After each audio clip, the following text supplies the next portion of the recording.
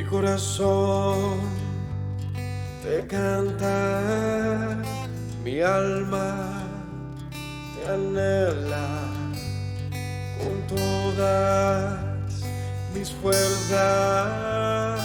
Te amo, roca eterna, tú eres mi esperanza, mi gloria, mi fuerza. En valles de sombra te cuidas, eres lumbrera. Tú eres fiel, no me dejarás. De la muerte y me levantarás. En tu palabra puedo confiar. Tú eres fiel, no me dejarás. De la muerte y me levantarás. En tu palabra puedo confiar. Eres fiel.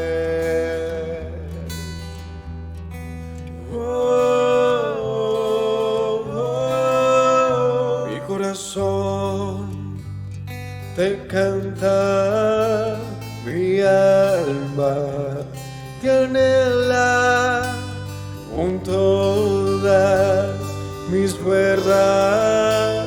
Te amo, roca eterna. Tú eres mi esperanza, mi gloria, mi fuerza. En valles de sombra te cuidas, eres lumbrera. Tú eres fiel, no me dejarás. De la muerte y me levantarás. En tu palabra puedo confiar. Tú eres fiel, no me dejarás. De la muerte y me levantarás. En tu palabra puedo confiar. Eres fiel, eres fiel. Tú eres fiel, no me dejarás. De la muerte me levantarás. En tu palabra puedo confiar. Tú eres fiel, no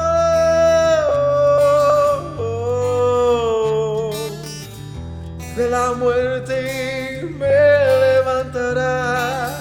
En tu palabra puedo confiar. Tú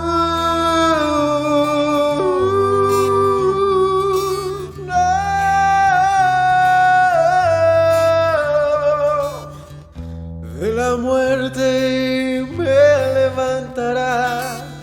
En tu palabra puedo confiar. Eres fiel, eres fiel. Tú eres fiel, no me dejarás. De la muerte me levantarás. En tu palabra puedo confiar.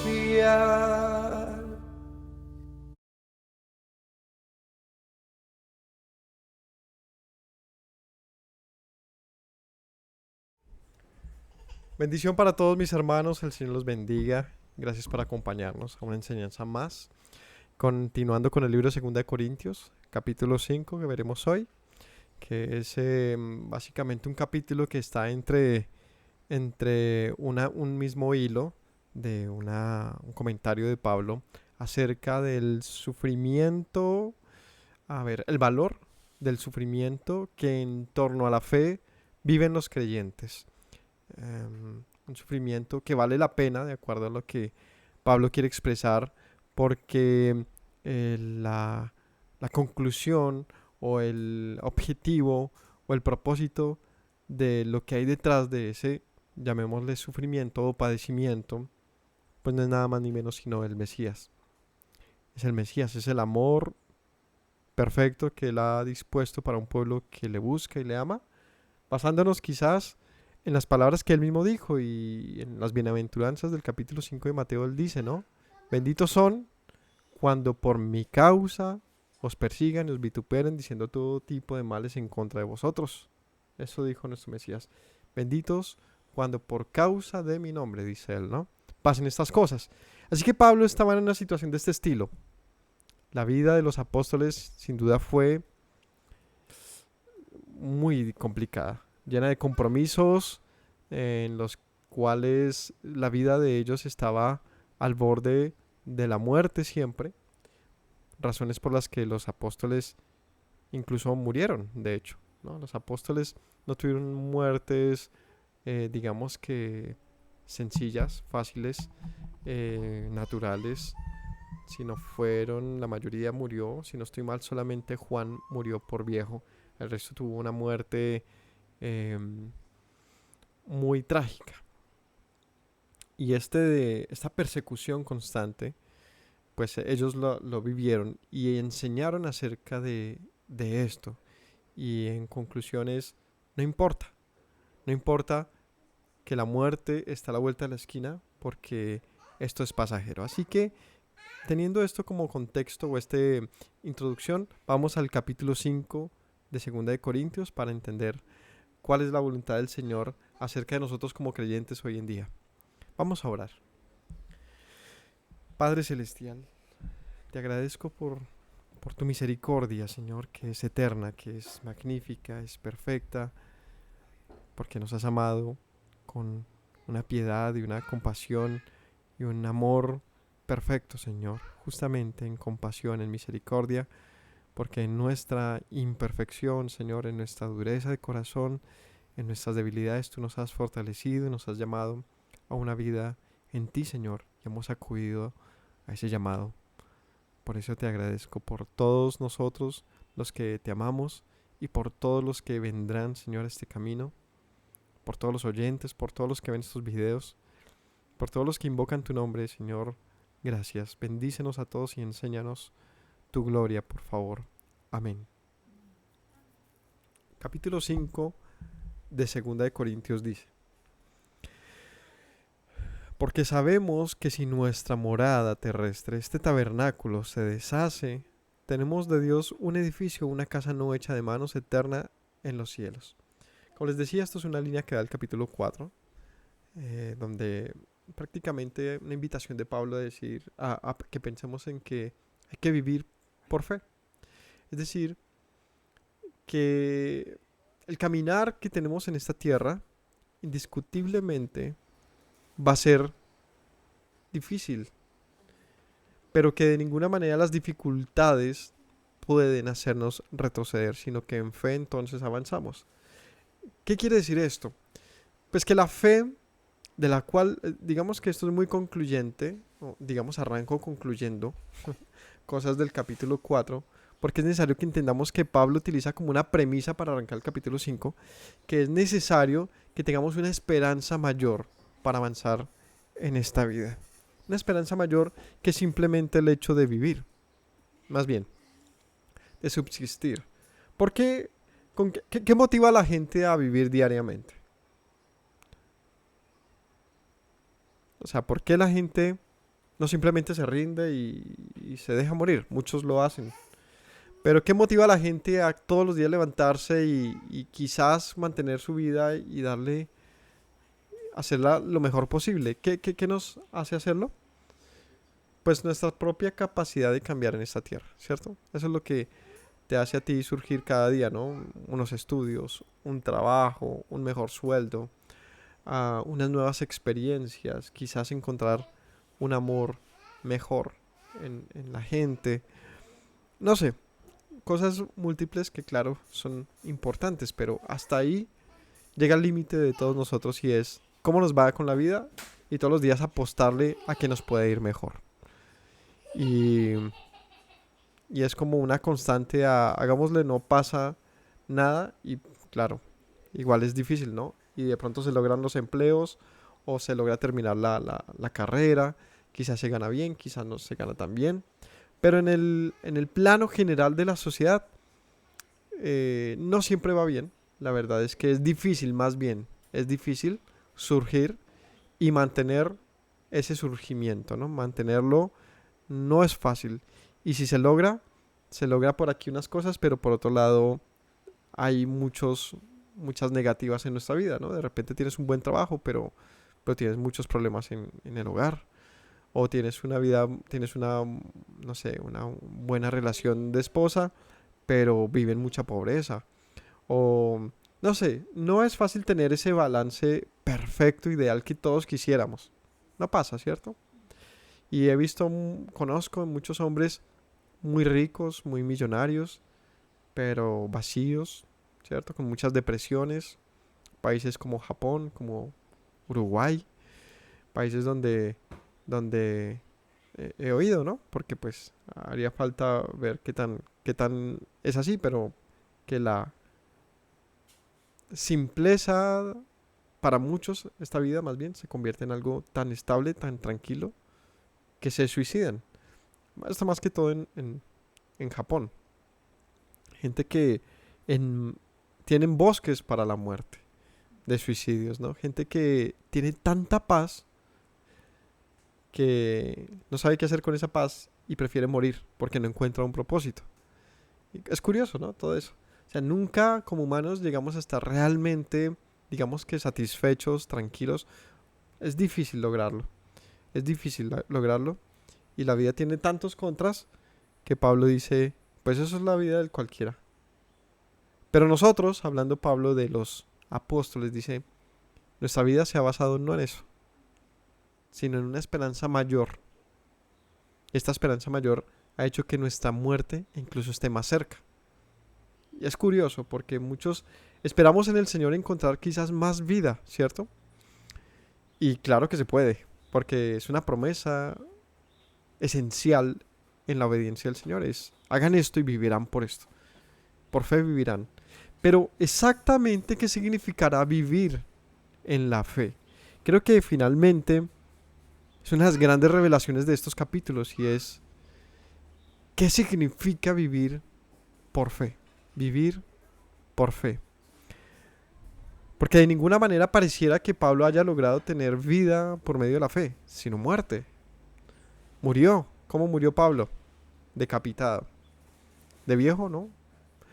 Unos años. Duró con este predicamento, anunciando no sé cuánto, la verdad, no tengo el dato, pero ciertamente no fueron muchos años, sino que murió perseguido en cárceles, en afrentas mil, y uno dice, ¿esa es la vida en el espíritu? ¿Esa es la vida por fe? ¿Será que de eso se trata? Pues es que ahí es donde les digo que es muy revelador entender que la esperanza de Pablo, que es en la vida, y es por medio de la fe, no es como nosotros pensamos, sino que trasciende más. Así que, desde el capítulo 4, versículo 16, él dice, por lo tanto no desmayamos. Antes, aunque nuestro hombre exterior se va desgastando, el interior no obstante se renueva de día en día, porque esta leve tribulación momentánea produce en nosotros cada vez más excelente y eterno peso de gloria, no mirando nosotros las cosas que se ven, sino las que no se ven, pues las cosas que se ven son temporales, pero las que no se ven son eternas. Capítulo 5, porque sabemos que si nuestra morada terrestre, este tabernáculo, o sea, el cuerpo, se deshace, tenemos de Dios un edificio, una casa no hecha de mano, eterna en los cielos. Así que Pablo habla de una vida por medio de la fe, pero no una vida necesariamente en esta tierra. Al contrario, Pablo se ve confiado, esperanzado en que la vida no terminará. Así que hoy vamos a aprender el valor de la esperanza que Pablo, en el que Pablo había puesto su confianza y su fe. ¿De qué se trata? Vamos al grano. Sabemos que si esta nuestra morada terrestre, este tabernáculo se deshace, tenemos de Dios un edificio. Es decir, Pablo dice, pues no me importa morir, no me importa que este cuerpo mío, esta vida que tengo en este momento se deshaga, no importa. Porque yo sé que tengo una morada eterna, una casa no hecha de manos de hombre, un edificio de Dios. Por esto, versículo 2, también gimo o gemimos, él habla en relación a todos los apóstoles y a todos los que no solamente apóstoles, a todos los que sufrieron el agravio de la persecución y de las dificultades por causa de la fe.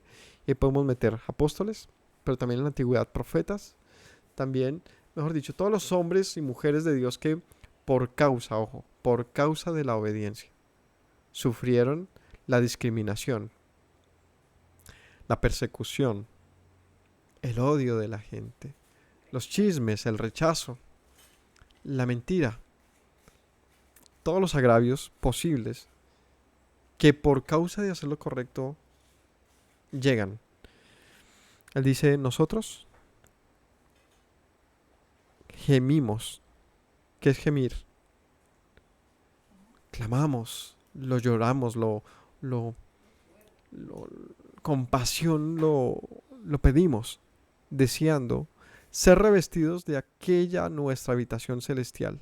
Él dice, nosotros rogamos ser revestidos de aquello, de una habitación celestial. ¿Qué es una habitación celestial? Él dice, hay un tabernáculo carnal. ¿Cuál es? Pues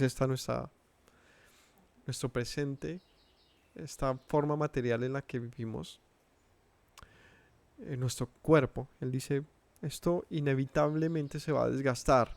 ¿Será que si somos realmente honestos, y esto es un ejercicio que muchas veces les he invitado a hacer y que una vez más lo hago, ¿cuál es la diferencia en un niño que muere a los 5 años, a un hombre que vive 80 años y a otro que alcanza los 120 años de edad? ¿Cuál es la diferencia entre ellos si finalmente en un plazo de 1000 años ambos son como nada?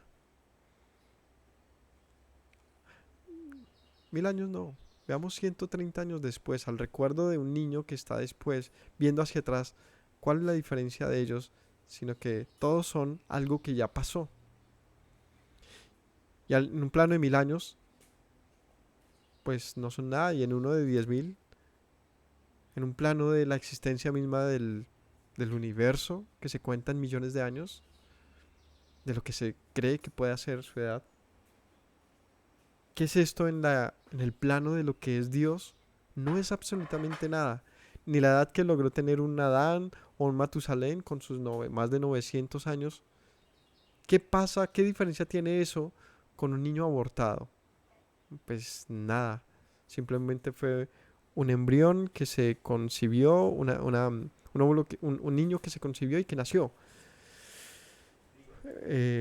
Bueno, el aborto no nació realmente, o me refiero a los años que podamos vivir cualquiera de nosotros, muchos o pocos, finalmente, en un plano comparativo con la existencia misma, que es nada. Como lo dice la escritura con claridad, es como las flores de un verano que ya no están, ¿cierto? Son las plantas que nacieron y el sol secó y ya no están, ¿no? Somos prado del universo que se reemplaza fácilmente por uno y otro y otro y otro. Y cuando pensamos en eso, en lo efímeros que somos como humanos, pues tiene mucha razón pensar y pues ¿qué con ello? ¿Qué con que te esfuerces más en alargar tus días y ya no viviste 60 sino 70? O no 80 sino 100. Finalmente esos 20 años que fueron de diferente a lo anterior. Sino simplemente un número más, un poco de experiencia más, un sufrimiento más, pero en el plano, ojo, comparativo de la existencia misma, que fue nada. Nada. En ese orden de ideas, lo que está prometiendo la Torá pareciera que no se puede cumplir, porque dice, el hombre que hiciera esto vivirá por ello. Pero si muere, entonces ¿cómo vivió? Pablo, de una manera muy interesante, eh, descubre este misterio y dice, pues es que esta vida temporal, la verdad, con todos sus afanes y dificultades, solamente es una muestra misma de la vida, pero no es la vida. Porque si fuera, entonces no habría muerte, no fuera necesaria la muerte. Así que hay un plano de la existencia que no estamos viendo. Es lo que concluye Pablo. Y él dice, en ese plano, de ese plano más bien dice, quisiera ser revestido y morir ya si fuera necesario, con tal de ser revestido de una morada celestial. Celestial, sino algo que de lo que más bien se teoriza mucho, porque ahí es donde llegan muchos a como que encuentran un bloqueo con la fe. Y es pues muy bonito, pero es algo que tú crees. Compruébalo, ¿no? Compruébame que existe una morada celestial, un más allá, un que luego de la muerte, muéstrame que hay un Dios. Y es como ese punto en el que todo el mundo llega como que con un cierto impulso y es un golpe con un muro de la nada, de una comprobación de la cual Pablo está muy seguro y todos los creyentes estamos muy seguros quizás, pero que difícilmente podemos realmente vivir en este presente. Así que solamente tenemos una opción y es vivirlo por medio de ¿qué? De la fe. Complicado, complicado, pero vamos a aprender esto qué. Pablo dice, ojalá me muera rápido. Es en otras palabras es lo que está diciendo. O sea, ¿me quieren matar? Pues mátenme. Psst, ¿qué? No me voy a pegar de un cuerpo que finalmente va a morir de una u otra manera. Con más o menos años, pues finalmente, ¿de cuántos años murió Pablo? A nadie le importa. Lo que importa fue lo que logró Pablo en sus muchos o pocos años. ¿Cierto? ¿De cuántos años vivió mi tatarabuelo? No me interesa. Lo que me importa es saber que de él vine yo. Por lo menos es lo mínimo que me interesa saber. ¿Me hago entender? Es decir, que por más de que nos afanemos por agregar un año, un día más a nuestra vida, finalmente ¿eso qué es? ¿Qué significa? ¿Qué significa? Pablo dice, gemimos, ser revestido de aquella habitación celestial, pues así seremos hallados vestidos y no desnudos. A mí lo que me interesa es entrar ese lugar que está fuera de este. Porque si no estuviera fuera de este, pues estaríamos ya viviéndolo, pero no es así. Sino que es algo que se espera. Porque asimismo los que estamos en este tabernáculo gemimos con angustia porque no quisiéramos ser desnudados sino revestidos, para que lo mortal sea absorbido por la vida.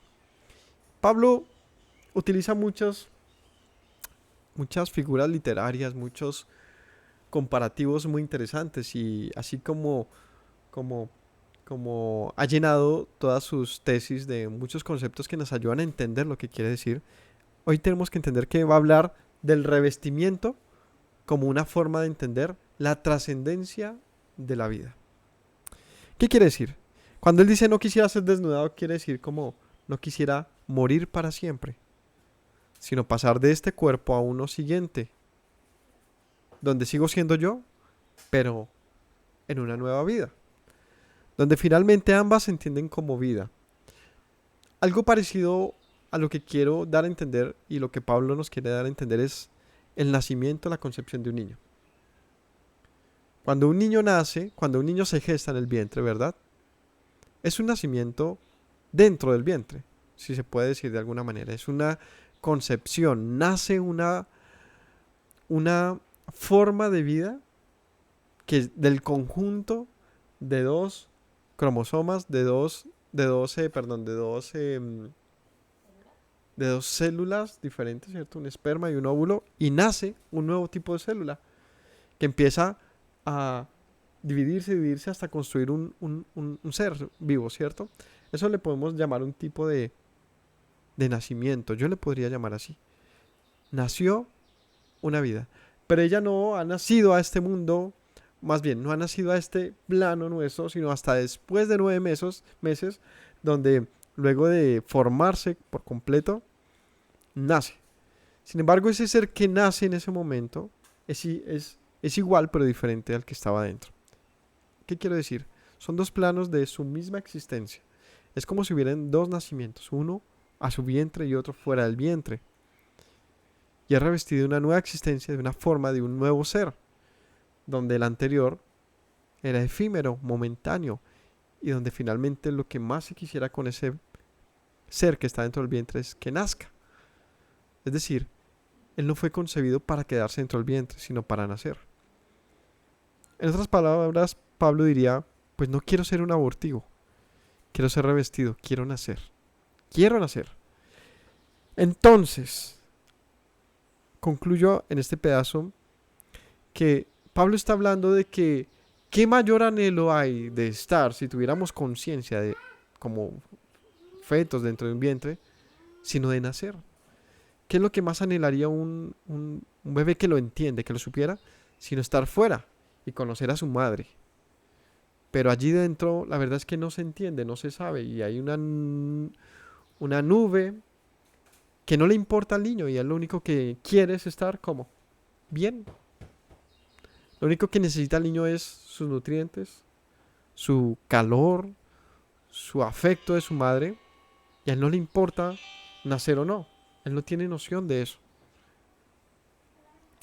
Pero alguien que está en el Señor, esa es la gran diferencia de todo. Tiene noción de lo que hay más allá. Es decir, si hubiese un par de gemelos dentro del vientre, uno le diría al otro, oiga, como que hay algo más allá, y el otro le diría, ay, compruébelo. Ninguno podría comprobarlo porque ninguno que sea sacado, que nazca, que sea abortado, va a volver al vientre. Sencillamente ya quedó fuera. Y el que queda dentro no tendría la forma de saber si hubo finalmente algo más allá o no. Algo así es el plano de lo que Pablo está diciendo. De tal manera que la única manera de saber si hay algo más allá es por fe. ¿Pero qué es fe? Es una creencia ciega de lo que nosotros querramos pensar que haya más allá, que haya más allá. ¿Será que es simplemente un asunto de terquedad? ¿Es un capricho de creencia de que tiene que haber algo más porque o si no? No. Pablo basa su fe en algo que él oyó y no de la tradición y no de sus contemporáneos, amigos, no de sus sabios, sino de qué. ¿De qué oyó Pablo esto? ¿Por qué Pablo tenía tanta certeza sobre lo porvenir? ¿Por qué? Díganmelo, ¿por qué? O sea, ¿por qué no le podemos decir a Pablo, y esa es tu creencia? Eso es pues, la revelación de Pablo, pero de ahí a que nos conste, no, Pablo tiene que basar esto en algo que le dé a él tal certeza que él diga, pues no me importa morir ya, sabiendo que lo que vendrá es mayor. ¿De dónde Pablo saca esa certidumbre, esa certeza que nosotros podamos aprender de allí? Pero ¿en qué se basaba su fe? ¿Dónde se apalancaba? ¿En qué? ¿Pero en qué escrituras? ¿En qué texto? ¿En qué versículo? ¿En qué? Porque aseverar tantas cosas como Pablo, sin tener un fundamento, estás alucinando, Pablo. ¿Será que Pablo alucinaba? ¿Será que sencillamente estaba enloquecido? ¿Pero por qué estaba convencido de la resurrección? ¿Qué le hizo? El Mesías es clave, clave, clave. Porque es que aquí demostró, esa es la palabra, hubo una demostración de lo que ellos creían pero sin tener certeza, porque ciertamente los fariseos y los judíos creían en la resurrección, pero parecía más un mito a tal punto que entre los mismos judíos habían grupos que creían y grupos que no, pues compruébemelo. Entonces pues yo creo, pues sí, así como hoy en día creemos en lo que vendrá, pero como pues compruébeme eso, pues no sé qué decirle. Pues llegó un evento tal que definió un parámetro doctrinal que era difuso, y es la vida eterna. Es la resurrección. Es la revolución de la vida donde la vida le ganó a la muerte. Era algo jamás visto. Que la vida le gane a la muerte, no, espéreme. La muerte siempre le ha ganado a la vida. Y hasta ese punto cambió toda concepción sobre eso. Y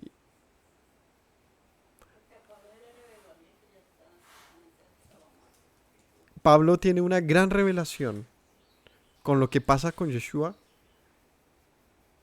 soportado claramente en las Escrituras.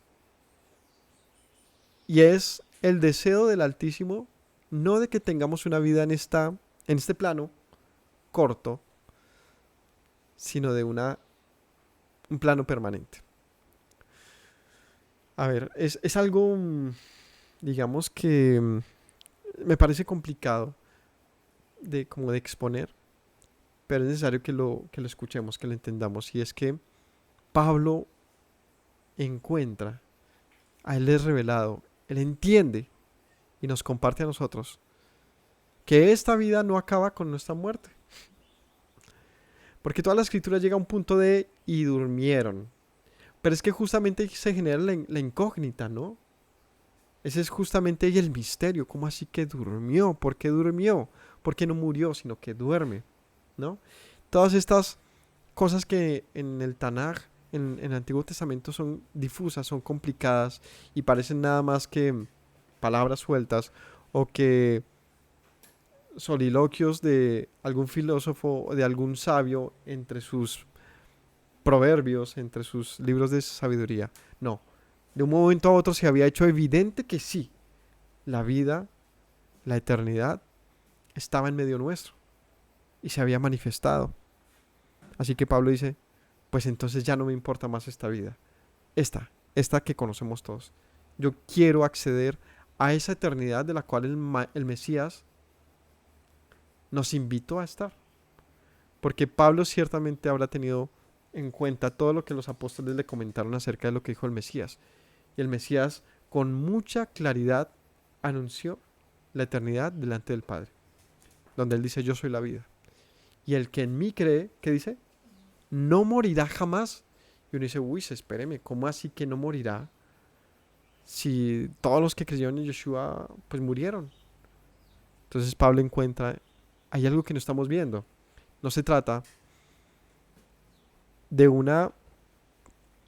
otra vez, de un aferrarnos de una manera caprichosa a nunca morir. No, hay algo más que no estamos viendo y es que la eternidad, que es en Dios, tendrá lugar en el momento que tenga. Así que tenemos que ser hallados, revestidos y no desnudos. Entonces, si me he dado a entender, Pablo está diciendo tenemos que nacer a la eternidad y no conformarnos con este revestimiento que tenemos ahora, con este vestido que tenemos ahora, sino ojalá seamos revestidos de la eternidad. 4. Porque asimismo los que estamos en este tabernáculo gemimos con angustia porque no quisiéramos ser desnudados sino revestidos para que lo mortal sea absorbido por la vida. Mas el que nos hizo para esto mismo es Dios, quien nos ha dado las arras del Espíritu. Y él dice, porque es el propósito de la vida, de la existencia. ¿Dónde lo hizo? Sí, 5. Porque el que nos hizo para esto es Dios.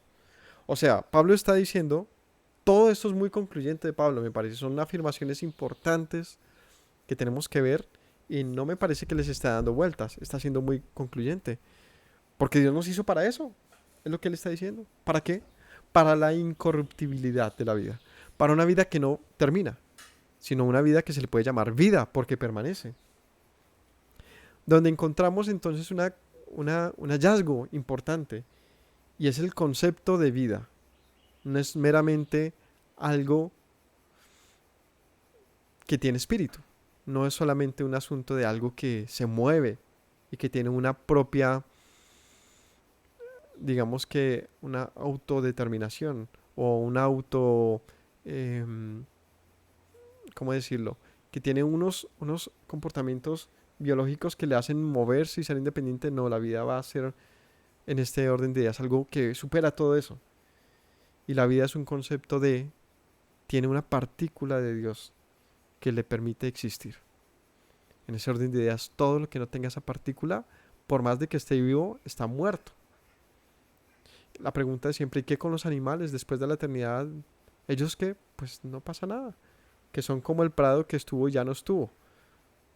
Y así como ellos, el malvado será contado. Donde fue pero no fue. Es decir, aquella filosofía de ¿será que un árbol que se cae allá en un desierto en medio de la nada y nunca nadie escuchó, realmente cayó? Pues no sé. ¿Existió alguna vez? Pues no sé si nadie lo vio. Es curioso, ¿no? ¿Hizo sonido el árbol que cayó en algún lugar? Si nadie lo escuchó, ¿Emitió sonido? Pues esas son preguntas filosóficas interesantes. Porque es decir, si no hay un espectador, las cosas, ¿qué son entonces? Y es un principio de la física cuántica, de las cosas tienen un comportamiento, una cosa diferente si son observadas. Ese tipo de descubrimientos me parecen tan interesantes porque le dan sentido entonces a nuestra propia existencia. Pues al ser observados, es decir, al tener un propósito social, de algo que nos ve, de algo para lo que servimos, entonces le da un propósito a nuestro comportamiento. Pablo dice, entremos entonces a esa existencia. Así que Dios nos hizo para eso, dice él en el 5. Nos ha dado las arras del Espíritu. Es decir, Él ha demostrado. Las arras es una garantía, es un compromiso. Él se ha comprometido a que así sea. Por eso puso su Espíritu. Porque si puso su Espíritu en nosotros para que muramos, pregunta sencilla, entonces ¿para qué lo puso? ¿De verdad su Espíritu no vale nada como para que lo ponga en nada? Si es que no somos nada. Él dice no. Para algo ha hecho esto y es superior. Entonces, nuestra existencia va más allá y lo ha demostrado Dios poniendo en nosotros su Espíritu. ¿Qué es el Espíritu entonces? Veámoslo en paralelo. Los pactos. Con cada pacto vino ¿qué? También. ¿Una qué? Una promesa, un juramento. Y cómo la gente sabía que el pacto era firme de parte de Dios. Porque ¿qué tenía ese pacto? ¿Un qué? Una señal. Una señal. ¿No? Veamos el arco iris. ¿Es qué? La señal de un pacto de Dios. De un juramento de Él. La circuncisión es una señal de pacto. El Shabbat es una señal de que entraremos en el reposo de Dios. Las tablas de la ley, ¿no? Son la señal de un pacto de Dios con su pueblo, donde si obedecen, vivirán por ello. Y entonces el Espíritu de Dios, ¿qué es? También ha sido puesto en nosotros como una señal.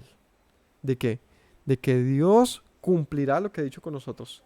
De que el Señor nos ha llamado para sí, nos ha tomado como su pueblo para vida y no para muerte.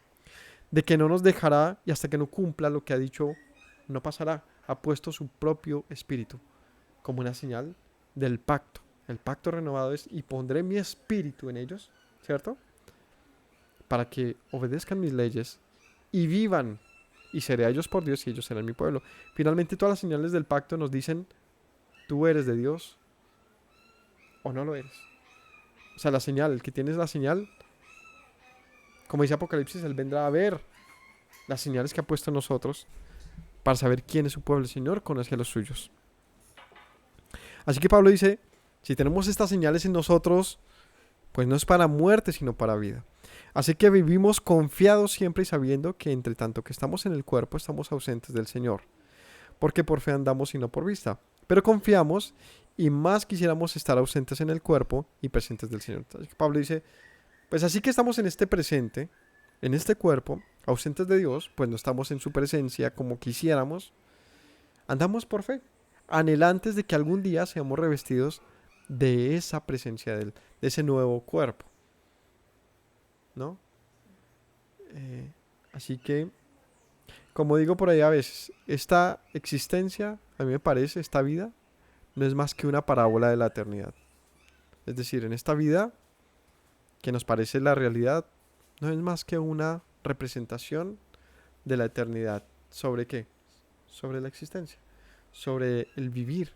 Porque esto no será más que algo pasajero. Algún día se manifestará lo real. Más allá de lo real, lo que permanece. Así que virtualmente vivimos esto. Si nos aferramos, no tiene propósito. No tiene propósito. Esta vida nos enseña tantas, pero tantas cosas que se convierte en un gran maestro para que entonces la eternidad tenga el valor máximo que podamos darle. Todo esto proviene de Dios. Nos ha reconciliado consigo mismo por el Mesías y nos dio el ministerio de la reconciliación. Y aquí viene lo que será el título de esta prédica y es el ministerio de la reconciliación. Porque Pablo dice, ¿para qué todo esto? ¿Para qué pensar en la esperanza de lo eterno? A menos que sea posible porque Dios ya lo ha hecho. ¿Y cómo lo ha hecho? Pues reconciliándonos con Él. Porque, ¿cómo voy a yo a entrar a la presencia del Señor si Él me ha llamado a la muerte por mis culpas, pecados y etcétera? Porque, ojo, dice la Escritura, el que peque morirá. Entonces, ese es lo que les digo. Finalmente todos morimos. Entonces, ¿cuál es la certeza que tenemos? Bueno, que hay una reconciliación en Dios. Ese es el predicamento mayor. El Mesías vino, puso su vida por nosotros, con tal de que fuéramos reconciliados con el Padre Celestial, a quien le fallamos y quien anunció muerte sobre nosotros. Por lo tanto, tengamos acceso a la eternidad que Él ha prometido para los suyos. Así que sí es posible acceder a la eternidad, a la resurrección, a la vida. ¿Cómo es posible? Sí, porque ha habido una reconciliación. ¿Qué es reconciliarse? La reconciliación es la capacidad de perdonar a alguien que nos ha lastimado y con quien tenemos una diferencia importante por causa de algo, ¿no? Algo cometido. La reconciliación es un paso en el que la falta es pasada por alto o es pagada. En nuestro caso, han pasado las dos cosas. Nuestras culpas fueron pagas en la muerte de Yeshua, quien puso su vida como expiación. Este es un gran misterio, pero también algo que tenemos a nuestro favor y que tenemos que entender de una vez por todas. Y es que nuestra deuda no nos permitía sino quedar como el prado del universo, algo pasajero. Pero entender que sí tenemos forma, una llave, un puente para acceder a la eternidad. Y es la reconciliación que por medio de Yeshua ha sido posible. La pregunta es, ¿por qué no queremos entrar? ¿Por qué lo hemos menospreciado? ¿Será que eso es lo que nos ha pasado? Quizás a muchos sí. No nos hemos enterado y si nos hemos enterado lo hemos menospreciado. ¿Qué? Que el Señor nos creó con un propósito para Él. Pero a menos de que lo anhelemos, lo valoremos, por lo tanto por fe lo esperemos, no seremos más que un olvido. Pero a todos los que esperan, en los que confían, en los que han puesto su confianza y esperanza en Dios, pues tenemos esto, reconciliación con Dios. Así que Pablo dice, nosotros somos ministros de esa reconciliación, nosotros anunciamos esto, hemos sido como siervos de Dios para reconciliar a los hombres con Dios. Y anunciamos que Dios estaba con el Mesías reconciliando consigo al mundo, no tomando en cuenta a los hombres sus pecados. ¿Por qué Yeshua hizo lo que hizo? Porque Dios estaba en él haciendo esto posible. O sea, todo esto, en otras palabras, es un plan de Dios. Ha sido y se ha manifestado como eso. Sabiduría de Dios, soberanía. Todo lo que nos ha pasado en esta existencia no es más que una muestra de la soberanía de Dios, donde nada de esto le coge por sorpresa. Y Él ha desde siempre efectuado todas las operaciones, como dice Pablo, de Dios son las operaciones. Y Él las efectúa en todos. Es decir, todo esto nos ha aprovechado a los que hemos aprovechado esto, a los que hemos dado valor y nos hemos tomado de esto que ha pasado. ¿Y qué ha pasado? Pues que Dios nos creó con libertad para escogerlo. Pero aunque no le escogimos siempre, nos dio la oportunidad de reconciliarnos con Él. Para que finalmente, ojo, finalmente le escojamos. Y entonces todo esté listo para que podamos vivir, a pesar de nuestras faltas y pecados anteriores. De tal manera que podamos ser otra vez renovados. Y ahí viene el punto de revestirse. Yeshua lo puso en otras palabras, un nuevo nacimiento. Y como les dije, finalmente es el mismo ejemplo de un nacimiento. Alguien que vive de una manera, pero no es necesario que nazca de nuevo. Que nazca un nuevo entender, donde ahora entiende, ahora es capaz de tener la conciencia de que Dios nos ha hecho con un propósito que es en Él y fuera de Él no hay. Así que ver que hay una nueva vida en Él. Y Él dice entonces en ese orden de ideas.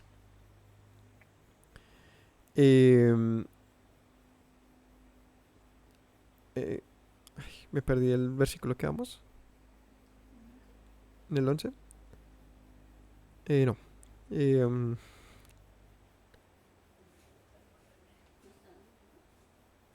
Me perdí. Así que, como dice desde el versículo 8, ¿no? Confiamos, quisiéramos estar ausentes de este cuerpo y presentes al Señor. Por tanto, procuramos también, o ausentes o presentes, serle agradables. Porque es necesario que todos nosotros comparezcamos ante el tribunal del Mesías para que cada uno reciba según lo que haya hecho mientras estaba en el cuerpo, sea bueno o sea malo. Así que él dice, pues yo confío que aunque en esta vida estoy ausente del Señor, pues no estoy plenamente en su presencia, que algún día lo estaré. Así que estando aquí o allá, lo único que me importa es serle agradable, serle grato. Porque delante del tribunal del Mesías, es decir, cuando sea llamado a su presencia, sé que ese revestimiento tendrá todo que ver acerca de mi comportamiento. Porque como dijo Yeshua, ¿no? Por los frutos serán conocidos. Así que si Él nos ha revestido como nuevas criaturas o nos ha llamado a un nuevo nacimiento, ese nacimiento nuevo no es para muerte, no es para muerte. Si Él nos ha dado vista, no es para volver a estar ciegos. Si nos ha dado vida, no es para volver a morir. 11. Conociendo pues el temor del Señor, persuadimos a los hombres, pero a Dios les es manifiesto lo que somos. Y espero que también lo sea vuestras conciencias. Así que Pablo dice, pues nosotros tenemos un propósito de reconciliarlos con Dios y vamos teniendo este conocimiento, a persuadirles a ustedes. ¿Sí? Un predicador hace esto, persuade a la gente. El propósito nuestro enseñando es mover las mentes, hacerles reflexionar por un instante, pensar, manifestar las cosas que de pronto no todos conocen, con tal de que puedan ver, puedan conocerlo, ¿no? Dice, persuadimos sus conciencias con tal de que ustedes también puedan ver esto. No nos recomendamos otra vez a nosotros mismos, sino les damos ocasión de gloriarse por nosotros para que tengan con qué responder a los que se glorían en las apariencias y no en el corazón. Y Pablo otra vez habla de las recomendaciones, ¿no? Que esto ha sido una constante de Corintios. Y es el tema de los diferentes predicadores y maestros que habían en la época. Pablo dice, nosotros no necesitamos de las cartas de recomendación, sino que ustedes son la evidencia de nuestro trabajo, ¿cierto? Recordamos eso que lo dice en otros capítulos. Él dice, otra vez no nos vamos a recomendar, sino queremos que ustedes, al contrario, ustedes sean los que se gloríen en nosotros. Es decir, que nosotros hemos abierto los ojos de ustedes. Que ustedes se sientan afortunados de que se les ha anunciado la reconciliación en Dios. Así que no se fijen en las apariencias, porque quizá nos van a matar. Quizá somos los más desechados de todos. Pero no se fijen en eso, sino fíjense en el misterio que se les está abriendo a ustedes, en la revelación que están teniendo. Si estamos locos, es para Dios. Si somos cuerdos, pues para ustedes. Es decir, si estamos locos, entonces no se preocupen. Pues Dios mirará, eso es cuestión de Dios y nosotros. Pero si lo que hemos hablado es cordura y no locura, pues son beneficio para ustedes. Así que tengan la capacidad de entender lo que les estamos anunciando, porque esto que parece locura no es más que sabiduría de Dios.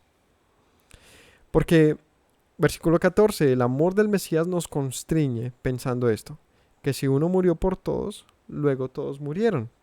Y por todos murió, para que los que viven ya no vivan para sí, sino para aquel que murió y resucitó por ellos. Así que les anunciamos, y esto es lo que tenemos que entender, que la muerte que merecíamos ya ha sido efectuada en el Mesías, de tal manera que ha muerto por nosotros, de tal manera que desde otra óptica esto es equivalente a que todos hemos muerto, ¿no? Es como decir, 7 es igual a 1 más 1 más 1 más 1 más 1 más 1 más 1, ¿cierto? Es equivalente. Ese 7 es Yeshua y ese 1 más 1 somos todos nosotros. Finalmente, su muerte equivale a la muerte de todos. Es lo que está diciendo Pablo. ¿Equivale? Sí. Si equivale, quiere decir que también su resurrección debe equivaler a la resurrección de todos. Por la misma equivalencia, ¿no? Si uno murió por todos, luego todos murieron. 15, y por todos murió, para que los que viven ya no vivan para sí, sino para aquel que murió y resucitó por ellos. De manera que nosotros de aquí en adelante a nadie conocemos según la carne, y aun si al Mesías conocimos según la carne, ya no le conocemos así. Pablo dice, y ahora vivimos como vivos y no como muertos. Porque si ya uno murió por nosotros y resucitó, demostrando así la supremacía de la vida aún sobre la muerte, pues ahora vivimos como como vivos, sino como muertos. Tenemos conciencia. Vivimos para aquel que murió por nosotros. Y ya no conocemos a los demás como muertos, sino como vivos. De modo que si alguno está en el Mesías, es nueva criatura. Y Pablo dice, aunque estemos en esta carne, por fe vivimos como para ser revestidos. En ese orden de ideas, si tú eres mi hermano y has creído esta fe y has creído para el Mesías, pues yo te veo ahora como una nueva criatura, que está nuevo en el Mesías y que espera y aguarda por la eternidad como yo. Así que somos nuevos. Las cosas viejas han pasado, todas son nuevas. Ya no vale la pena lo anterior. Porque en el Mesías, en esta fe que predicamos, pues ha sido nueva, como una esperanza que se vive en el presente sobre algo por venir. ¿Qué dice la Escritura que es la fe en un pasaje de Pablo? Es la esperanza de lo que se espera, la convicción de lo que no se ve. La convicción de lo que se espera, la certeza de lo que no se ve, la convicción de lo que se espera. ¿Cierto? Es algo que vivimos, que esperamos, pero que vivimos hoy, como un hecho. Como dice la Escritura, Abraham vio por la fe y esperó en el Mesías, aunque nunca lo vio. Pero él esperó en él. Pero nunca lo vio, ni lo conoció, ni vio los millares. Pero eso no fue motivo para que él no tuviera su fe intacta hasta el último de sus días. ¿Me hago entender? De tal manera que su hijo Isaac fue la primicia de las multitudes y del Mesías. Y Abraham no vio nada de eso. Pero eso no le hizo pensar que no lo vería. O sea, lo vio sin verlo. Pues así Pablo dice, pues si esta es la eternidad, pues la voy a vivir desde ya, aunque no esté, digamos que estrictamente en ella, hasta que el Señor me revista de ella. Todo esto proviene de Dios, quien nos reconcilió consigo mismo por el Mesías y nos dio el misterio de la reconciliación. ¿Cuál es la reconciliación? Que Dios estaba en el Mesías reconciliando consigo al mundo, no tomando en cuenta a los hombres sus pecados, nos encargó la palabra de la reconciliación. Así que Pablo dice, pues esto es lo que vamos a predicar y esto se va a tratar de aquí en adelante todo. De anunciar que Dios, por medio de su Hijo, nos ha vuelto hacia Él, nos ha acercado, ha hecho un compromiso, demostrándolo así, poniendo en nosotros su espíritu, de que nos ha llamado a la vida y no a la muerte. Nos ha reconciliado con Él, y esto anunciamos, que tú puedes ser reconciliado también con Dios, con tal de que seas una nueva criatura. Así que somos embajadores en el nombre del Mesías, como si Dios rogase por medio de nosotros. Les rogamos en nombre del Mesías, reconcíliense con Dios. Pablo dice, así que les ruego, como si Dios él mismo se lo estuviera pidiendo, reconcíliate con Dios. Es un asunto de fe. Es un asunto de creer que si Él nos está invitando al perdón, no es para otra vez culparnos y matarnos, sino que es para vivir en Él. Por lo tanto, en ese plano de existencia, toda la Torá tiene su mayor alcance, tiene su mayor lógica, y es no solamente porque entraríamos entonces al mundo de Eclesiastés, de el vivo, el bueno y el malo, ambos mueren. El sabio y el insensato mueren, el rico y el pobre mueren. ¿De qué sirve la vida? Pues de nada, es en vano todo. Y él dice muy claramente, todo bajo el sol, es vanidad. Es decir, todo en ese plano, pues sí, resulta ser un asunto de supervivencia y ya. Así que fuera de ese plano, de lo que es bajo el sol, es decir, en la eternidad, pues dice la Escritura, todo se resume en esto. Teme a Dios y guarda sus mandamientos, porque este es el todo del hombre. Es allí donde hay propósito. Pablo lo entendió y dice, pues a por ello. Esa es la vida y en eso nos vamos a enfocar, en eso vamos a permanecer, en eso vamos a insistir, reconciliándonos con Dios para lograr así lo que Él ha hecho por nosotros. Al que no conoció pecado por nosotros lo hizo pecado para que nosotros fuésemos hecho justicia de Dios en Él. A Yeshua, que no pecó, Dios lo hizo como si fuese pecado, es decir, le dio la sentencia del pecado, que es la muerte, con tal de que nosotros entremos a la justicia de Dios que se efectuó en Yeshua. Así que la muerte de Yeshua trajo para nosotros, ¿qué? La satisfacción de la justicia de Dios, que necesitaba una paga, que fue la muerte, con tal de que todos nosotros alcanzásemos entonces la vida que para Yeshua, que por medio de Yeshua fue lograda. Es un poco enredado, pero En otras palabras Yeshua pagó la gran deuda de todos nosotros con tal de que nosotros tuviésemos una nueva oportunidad, una nueva vida, un nuevo camino en Dios. Es necesario que entendamos lo que dice Pablo. Les ruego que se reconcilien en Dios. Les ruego que se reconcilien. Es decir, entremos a tener paz en Dios, porque esa paz que fue lograda en Yeshua, nuestra paz, es la esperanza de todos los que anunciamos este evangelio. Gracias a todos por acompañarnos. Que el Señor les bendiga, que nos dé la sabiduría, el anhelo por su camino, por su vida, la que Él ha prometido para los que esperamos en Él. Un abrazo para todos, que tengan linda semana. Me presento nuevamente, mi Rey, mi buen Señor. Mis pasos se han desviado, necesitan dirección. En tu amor me he refugiado, Yeshua, pues así al Padre puedo hoy decir. Me presento nuevamente, mi Rey, mi buen Señor. Mis pasos se han desviado, necesitan dirección. En tu amor me he refugiado, Yeshua, pues así al Padre puedo hoy decir. Abba, Padre, Baruch atah, Señor Dios nuestro Rey de eternidad. Abba, Padre, Baruch atah, Adonai Eloheinu melech haolam.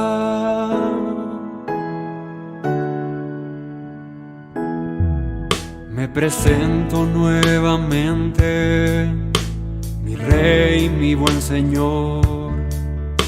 Mis pasos se han desviado, necesitan dirección. En tu amor me he refugiado, Yeshua, pues así al Padre puedo hoy decir. Me presento nuevamente, mi Rey, mi buen Señor. Mis pasos se han desviado, necesitan dirección. En tu amor me he refugiado, Yeshua, pues así al Padre puedo hoy decir. Abba, Padre, Baruch atah, Señor Dios nuestro Rey de eternidad.